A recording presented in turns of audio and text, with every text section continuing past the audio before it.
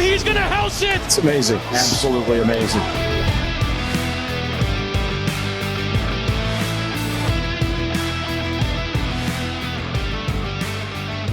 What's going on, everybody? Welcome to another Angle of Pursuit podcast, your fantasy football, sports betting, and NASCAR home.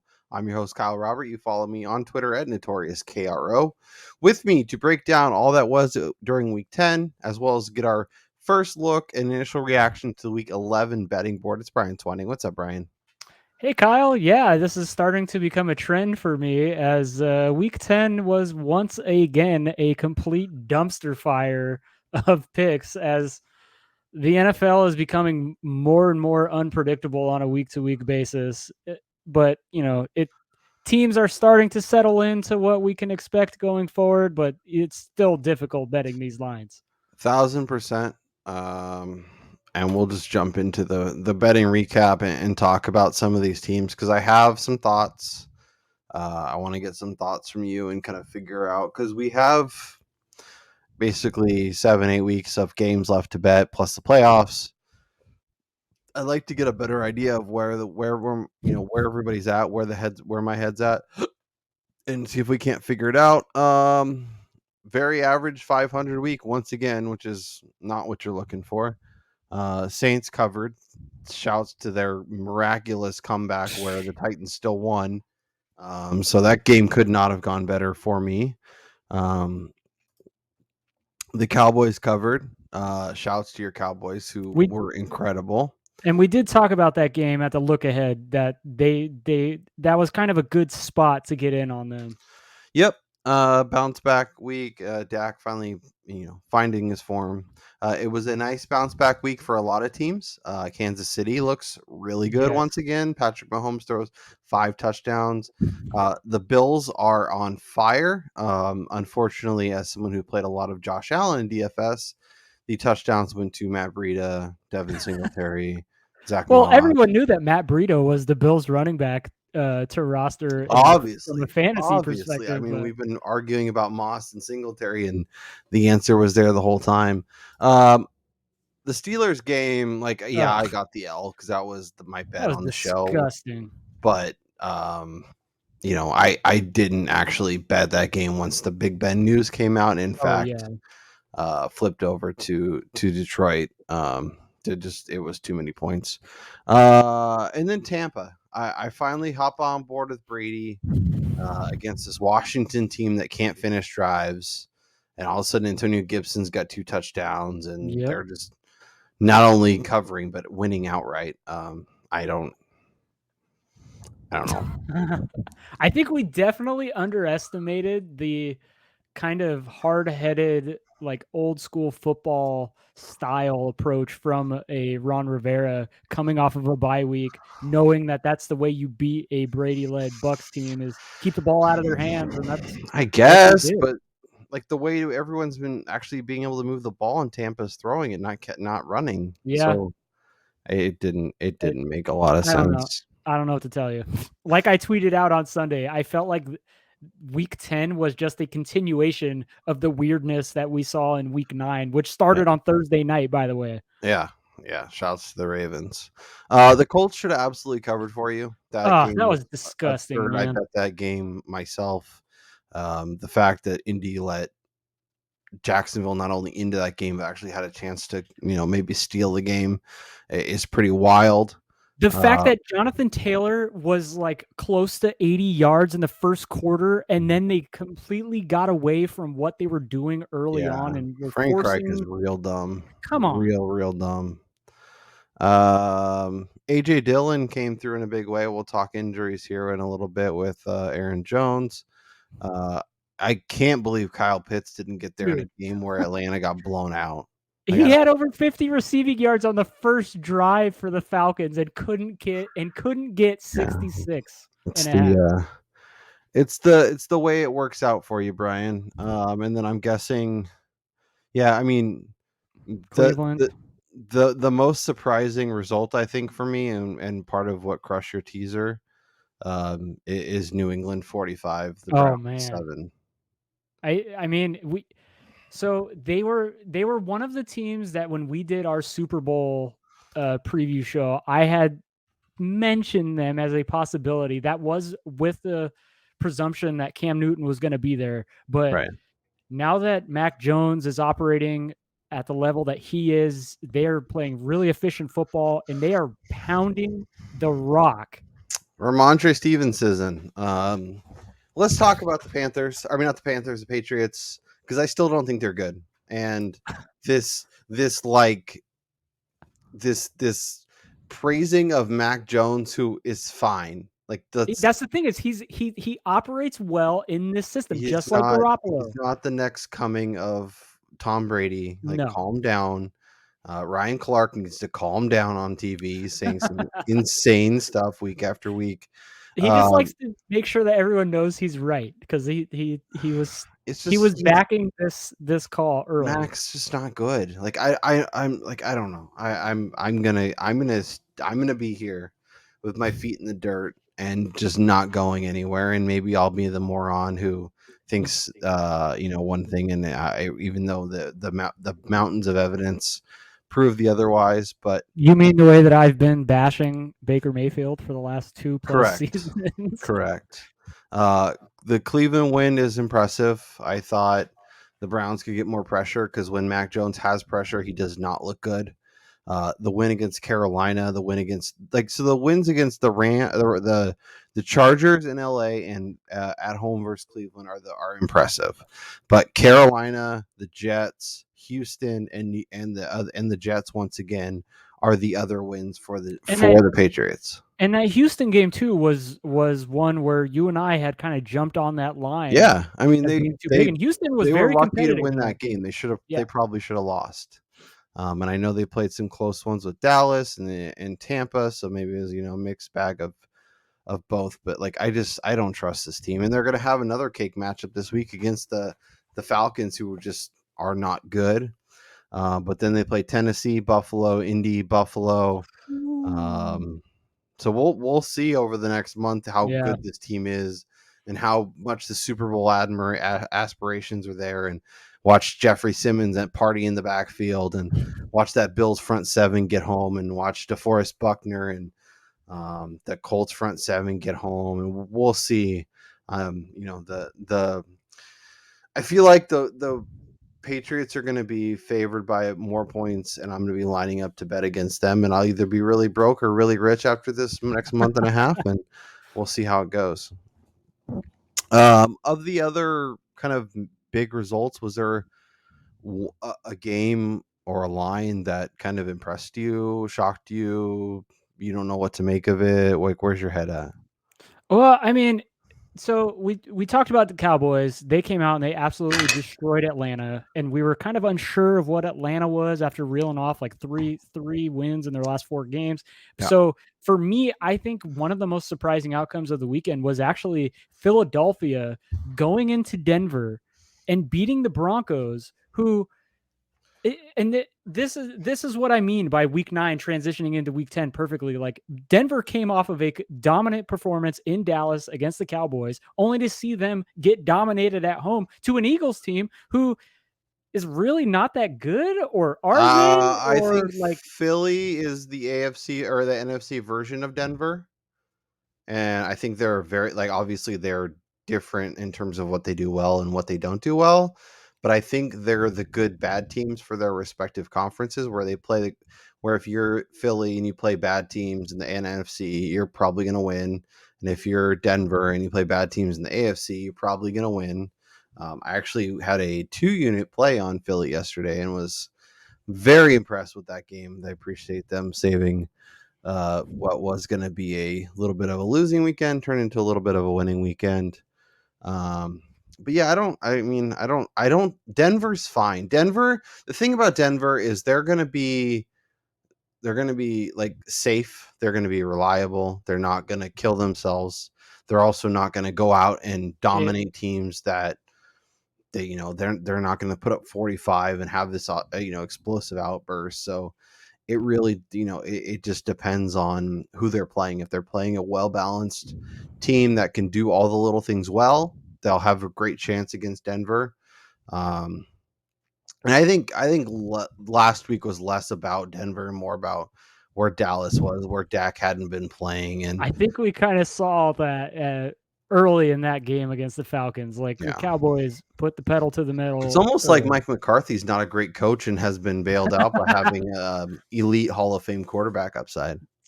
Well, hey, they're performing at a higher level than when the Clapper was there. So yeah, whatever.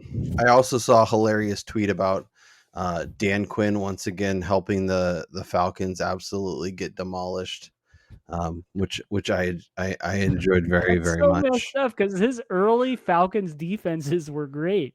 Well, yeah, but he's very much in line with, like, I think he's a good defensive coordinator, not a good head coach. Yeah, has had some talent, but really needs things to go well. And then, as much as crap as we give Big Ben, the fact that when Mason Rudolph steps in, they're basically the Lions says a lot more about what Big Ben isn't or is than what Mason Rudolph isn't.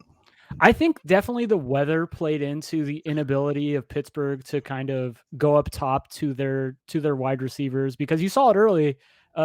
The Oklahoma State connection was real. Yeah, it only took like 6 years. We finally got the Mason Rudolph to James Washington touchdown. But you started to see it. Detroit started putting a ton of pressure on Rudolph, and this is the reason why he is a backup, best third string quarterback. Like, he does not play well when there's guys in his face. And Pittsburgh's offensive line is still pretty trash. Yeah. But I don't know. And poor anybody that started DeAndre Swift yesterday, he should have had a monster fantasy day and got vultured by teammates, and that's got to be frustrating. Yeah. Let's talk a few key injuries as we kind of turn the page on week 10 and look to week 11. The big one being Aaron Jones. Thankfully for the Packers, they have AJ Dillon, who has been kind of coming on already. Yep. We'll see what the deal is with Jones. He's got an MCL sprain. I wonder if there's been some kind of lingering issues already, and that's part of why AJ Dillon has seen his workload kind of I would definitely tend to go in that direction, especially considering it's been like the last few weeks where you've seen the carry split almost dead even, and also seeing Dillon being used more in the passing game than Jones. So yeah, it could be something to that. But in terms of what you make of the Packers going forward, I don't know that it changes too much. No, they are going at the level of what their defense is doing right now. Like this defense is playing at an elite level. And yeah, I think yesterday's performance, much like Dallas against Denver, had more to do with the fact that this is Russell Wilson's first game back. He rushed back.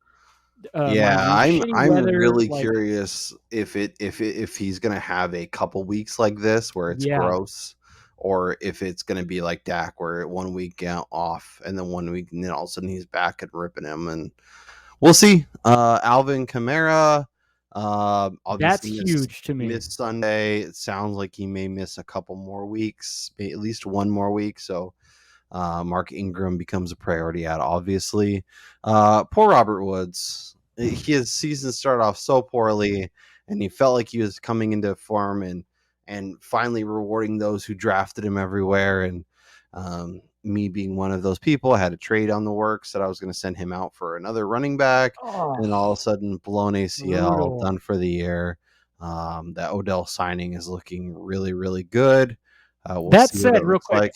Yeah, I wanted to hit on that situation real fast. We talked about this prior to starting here. Odell does not do the small intangible things that Robert Woods does in terms of the way that they like to utilize Woods in the run game, in the reverse game. Just like he's kind of like an inline receiver / tight end, like a smallish tight end, with the way that they like to utilize him. And Odell is an outside. Receiver. It's going to be interesting to see how this offense even came out and said Ben Skoranek is going to be basically the primary option filling in tonight. We'll see what that looks like. The beautiful part is they have Tyler Higbee, they have Cooper Kupp, who are very versatile players, and they can do a lot with them. So if they have to tweak things, so Van Jefferson, Odell on the outside, and they let Cooper and Higbee operate the middle of the field and between the hash marks, I think they'll be okay. I think they have a lot of interesting pieces. Really curious to see, but yeah, that does suck. Chase Claypool dealing with injuries, obviously missed Sunday. Sounds like it may be another couple weeks for him. He's actually confirmed out for the season, torn ACL. Oh, I'm using Yeah, 4for4's list right now. So yeah, that's brutal. lovely. Guess who else was on that Robert Woods team, Brian? Chase Claypool. I have him in several spots. So things are just going well. Oh, Even I though thought my you. team found No, form no, and no. won a couple leagues. I have to retract here. I thought you meant Chase Edmonds. Washington defensive end. Oh, Chase Young. Chase Young, my bad. Oh, yeah, I can't do Yeah, that. no, Chase Claypool is Turf sounding toe. like a multiple week injury though. Okay, so Claypool, turf toe, couple weeks. Chase Young on Chase Young Washington, out for the season. done for the year. Yeah, they feared he tore his ACL, and sure enough, he did. Speaking of Washington, Ricky Seals-Jones is always hurt, but it sounds like Logan Thomas could be coming back. Yeah, he's close. We'll see. Looks like Washington had their last hurrah. We'll see what it looks like. If no Chase Young, no Ricky Seals-Jones, it could get pretty gross. With Cam Especially if coming Terry to town. McLaurin is hurt. Your boy Baker got hurt on Sunday. Keenum came in. We'll see if he misses any time. He'll probably just keep playing. Not well.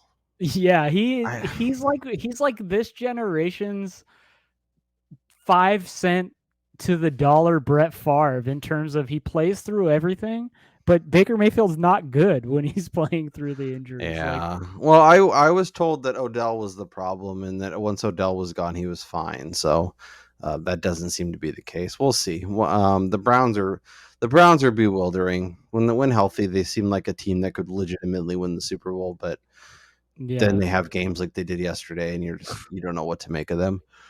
Cordero Patterson, finally got on board with him. Ankle sprain, done for a while.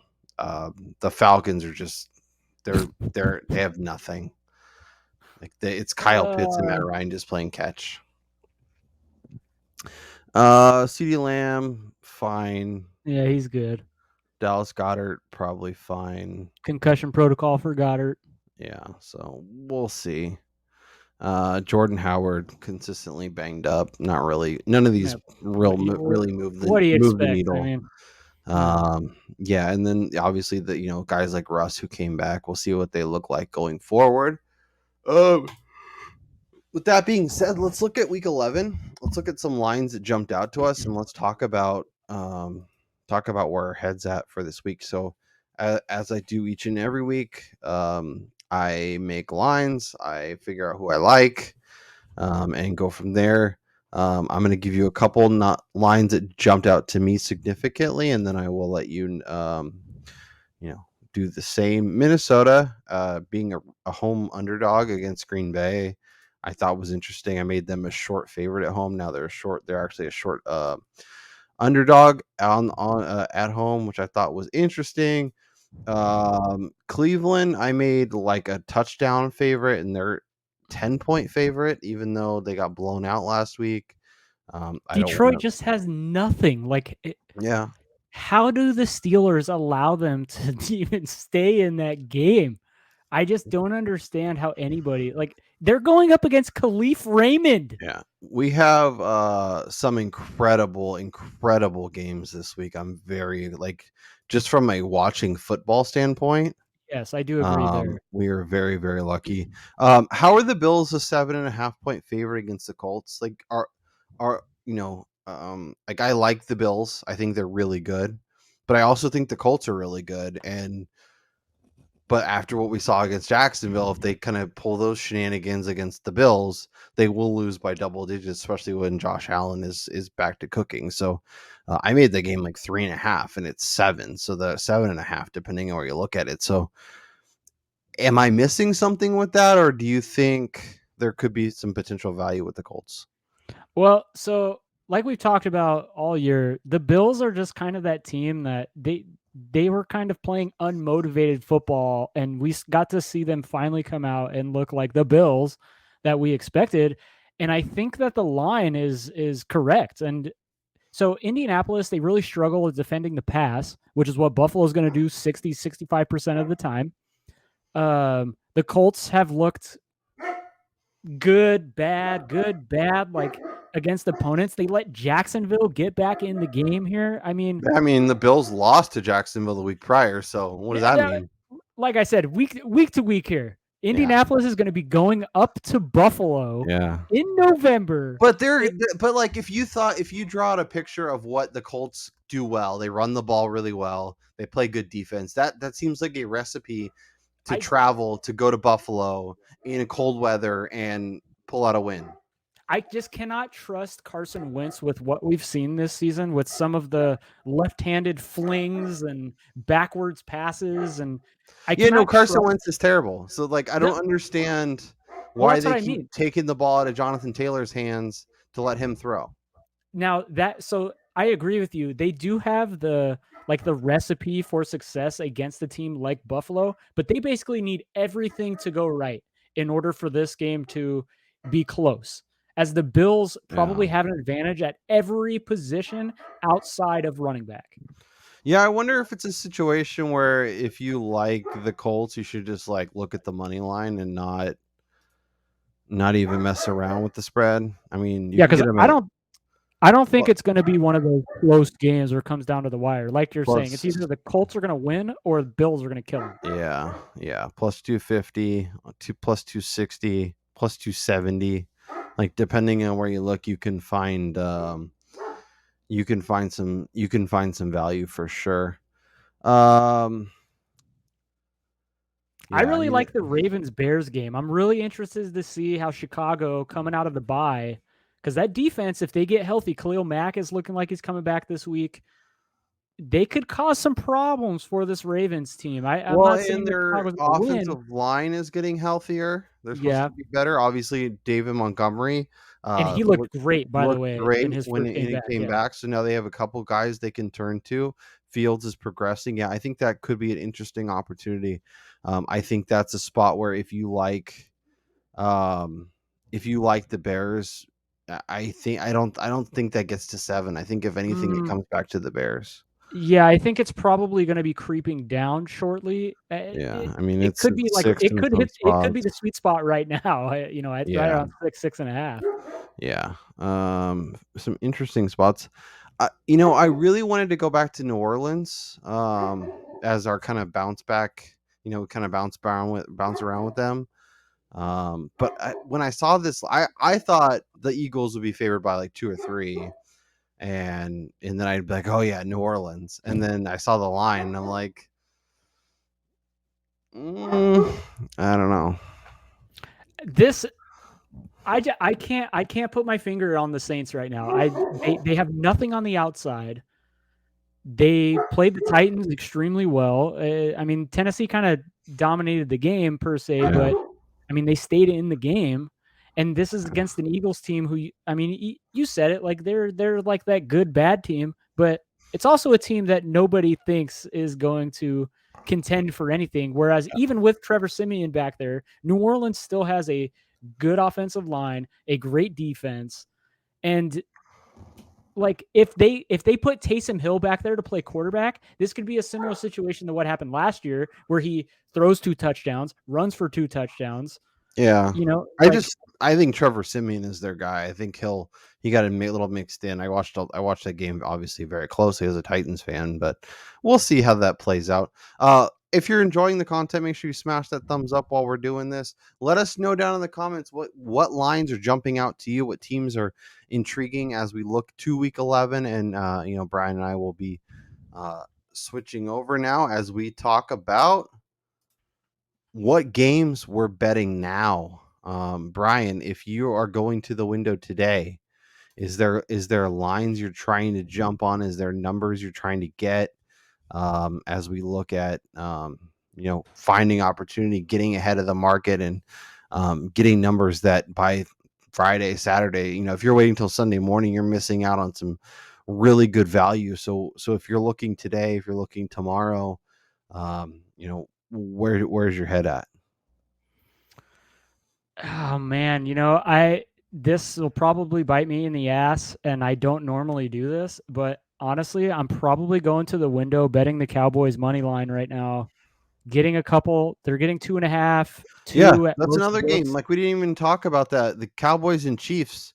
Yeah. I thought the If Chiefs the would be a Cowboys field play up to goal. their potential, Yeah. they are better than the Chiefs right now. Well, and Right now. I think this line tells us that, right? Like Yes. I was expecting it to be the Chiefs minus 3.5, and that and this tells me Vegas um after seeing what the Chiefs did in prime time is trying to get all the Chiefs money because they think Dallas is better. Yeah, that's kind of the direction that I'm heading because yes, Kansas City looked like Kansas City, but again, it's still let's just have Mahomes run around and chuck up these Hail Mary balls. Right, Like but there it's is no working flow now, to the and Tyreek offense. Hill is doing his thing now, and he looks healthy. And Darrell Williams caught that amazing touchdown pass last night. And that's what the Chiefs do, right? If it's not clicking, then it doesn't work. But also, like Travis Kelce looked awesome last night. He's getting his swag back. Well, I Kind mean, of and interesting. two, that was against the Raiders team who, yes, Josh Jacobs is a good running back, but he's looked slow this year. Yeah, I mean that's kind Deshaun of his Jackson MO. decided to make a U-turn and head the wrong way and then Sure. hand the ball to the Chiefs. Like, was he Yeah. shaving points or what was going on there? Speaking of the Raiders, they're a team that 2 weeks ago people were pretty high on. Then they lose to the Giants on the road. Then they come home and get absolutely dump trucked by the Chiefs. Now they're home again. They're playing Cincinnati, who last time we saw them, things weren't going great. Basically a pick 'em. The Raiders are a 1-point underdog at home. Is this a spot to get back on the Raiders, or do you think this is as a Northern California resident who is in a text group with several diehard Raider fans? Once the calendar turns to November, that's when things seem to go off the rails for They the jump off Raiders. the Yep. And when you mix in the Henry Ruggs and the John Gruden stuff and all the other kind of off the field stuff, like it feels like it's all like the train's about to derail off the tracks. But if the Raiders are good, I mean, Max Crosby and that defense have been much better. Derek Carr's been much better. Darren Waller's good. They still have receivers, as you mentioned. They brought in Deshaun Jackson. If the Raiders are actually decent and we want to get back on, this is the spot. But if we don't think they're good, then you hammer the Bengals and you enjoy the road win. This is a game that I'm not going to be touching just kind of because they're both very similar in regards to them having up and down weeks on a consistent basis. I mean, Cincinnati, we were talking about, oh crap, they could contend for the AFC North, and then they go and they lose 2 straight games, one to the Jets, and then they get crushed by Cleveland, who then subsequently gets destroyed by the Patriots. So, Yep. I mean, like I'd lean Cincinnati from a talent perspective because I think if they're humming on offense, it's going to be really difficult for the Raiders to keep up with that. But we've seen it before with the Raiders, and that was the expectation coming into last night that at home they can play with people if they play their game early and they get out to a lead. What I will say, Brian, is I think we had some expectations about what the Bengals are, what the Raiders are, what a lot of these teams are. And I think the true versions of all these teams are starting to come to the surface. And the teams that we thought weren't that great and we're going to have some struggles are proving to be not that great and are having some struggles. Teams like the Chargers and the Browns, who we thought on a week-to-week basis have the upside to compete with anyone, also have the downside to lose to anyone, and thus are kind of those middling teams. The Colts, a team that a lot of us thought were going to be really good, but had kind of a less than ideal start, are starting to perform. So it's kind of like this is like the next 6 weeks are going to be mission critical for all these teams to kind of prove themselves. My Titans are proving to be the best team in the NFL. Nobody wants to say it. I'll say it. That's fine.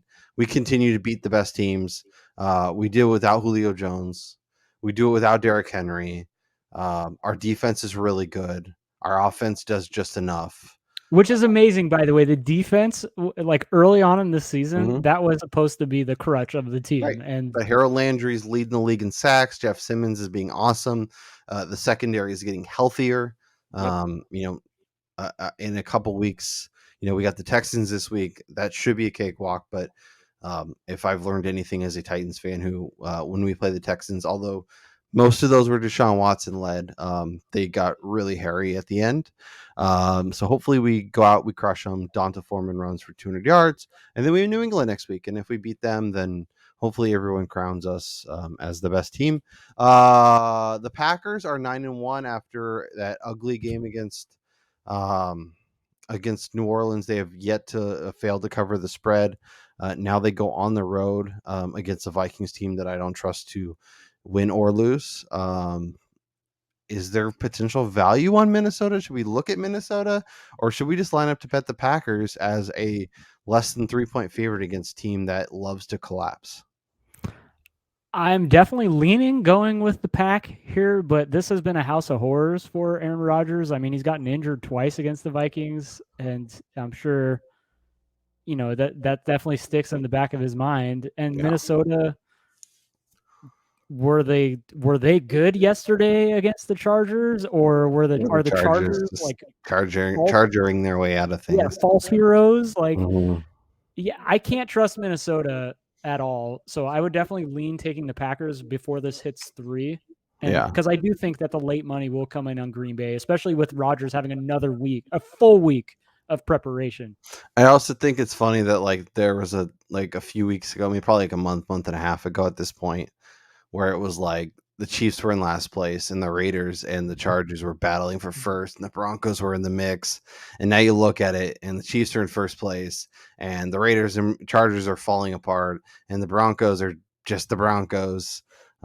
It's funny how the schedules they kind of sniff out the Yep. nonsense and kind of figure. And you did hit on that when that first alarm went off that the Chiefs may not be good. You were one of the first people I heard say this is the time to jump in on their Super Bowl props right now because they are going to get better. And obviously, and did I heed my own advice, Brian? No, of course not. No, of course not. Why would I? Why would I want to make money? We only bet our bad bets, but when we have good ideas that we should be wagering, they never go through. So I will say I have a 12-1 ticket on Ohio State to win the national championship that I'm feeling pretty good about. But that's a story for another day. What's the story with Kyler and crew? Honestly, I think Kyler's going to play this week. I think they played at safety's last 2 games. Because if that's the case against Seattle, yeah, I like Arizona. You can get it 2.5 at a couple spots. I think if you believe that Arizona is really good and you believe Green Bay is good and Minnesota and Seattle are just fine or they stink, those are some terrific opportunities. Well, now my head always wants to go Minnesota and Seattle because that's how my brain processes. But as we've learned this year, that's not necessarily the best path to cashing all the tickets. Well, especially too, you look at Seattle, the glitz and glam of Tyler Lockett and DK Metcalf with Russell Wilson cooking, and the nostalgia of the Legion of Boom is still there for this team. But this defense is nowhere near that good. No. Their offensive line is still garbage. Yep. And if Arizona gets Kyler Murray back, if Kyler's back, it's 3.5 or 4. So if you think Kyler plays and you like Arizona, get it now. I will say 61% of the bets and 4% of the money are on the Cardinals. Now that's 700 bets, so that's nothing. That will swing wildly between. And this is we're obviously recording this before Monday Night Football. But yeah, I think Arizona presents a terrific opportunity. I think the Packers present a terrific opportunity. And I think if you can get the Colts above a touchdown, I would probably jump on that. I'm definitely leaning the Bills. I did want to hit on one more game, and that's what are we doing with the Buccaneers? 10.5, 11-point favorites for Monday Night Football hosting Daniel Jones and the Giants, with Saquon likely coming back. You know how I feel about the Giants? Like, they're my pseudo bet on team. Like, I just keep going to them even though they stink. I remember the Thursday night game where Daniel Jones, they didn't win, but they kept it close and it was really ugly. And let's see, this is as of course, can't. Tom Brady sucks at night. He is somebody that I think is very regimented and very particular about his schedule and gets up really early and goes to bed earlier than you'd think, and is kind of a, overall just a super weird guy. Stinks at night. So let's see. Where's his? Sorry, I'm just trying to get the actual numbers so I can get you. He's 21-15 against the spread on Sunday Night Football. I'd like to look at his more recent numbers. I will say these two teams played last year, and Tampa Bay wound up winning in New York 25-23. Yeah, that's the Thursday night ugly game that I was talking about. Yeah, I think there's opportunity with the Giants. It's not going to be fun, and you're probably going to be miserable. And of course, this will be like the week that they all kind of remember that they're actually good. But I think if you can get the Giants, like you can get the Giants plus 11 or 11.5, I think that's worthwhile because the Bucs could just absolutely crush them and win by 10. And you cover. You can also bet the Giants, and I might do this because I'm a crazy person. You can bet the Giants 4-1 to win the game outright. Ooh, now that's going out on a limb if you were to do that. I really wish they had. If they hadn't just lost to Washington, I would feel a lot better about it. But at this that point, definitely puts a wrench into that plan, knowing the way they're going to practice this but week. prime time, I feel like there's an opportunity there with the Giants. I love me some Daniel Jones. I think they're another week healthier. Galladay and Ingram, and as you mentioned, Saquads might be back. I think there's opportunity. Okay, Brian, I think that's it. Was there any other games or anything else you wanted to mention before we get out of here? I do think that this is a good week to once again go back to the betting against the Jets pretty heavily. I'm buying into what Miami is selling right now, as I expected this defense to play like this coming into the year. Yeah. And I don't think that they have the receivers that could take advantage of Byron Jones or Xavier Howard or what they're able to do right now in the pass rush. So I do think Miami is able to skate by this and cover the 3, especially with Tua returning to start. Yep. And I think just kind of as our overall message says, if you think a team was good and now's the time to get in on the form, because if they're as good as they were expected to be, they're finding form now and they're really good. So Colts, Packers, Cardinals, I know there's some opportunities out there. That's Brian Twining. I'm Kyle Robert. Let us know down in the comments who you're getting ready to bet for week 11. We will be back on Friday with our best bets, with player props, with everything you need to know for week 11. Brian, we've already gone through 10 weeks of the season. Just once 8 the more. Niners and Rams complete tonight, we guys still have 8 more weeks plus the playoffs, so I'm very excited about that. That's Brian Twining. I'm Kyle Robert. You guys have a good one, and we'll talk to you next time.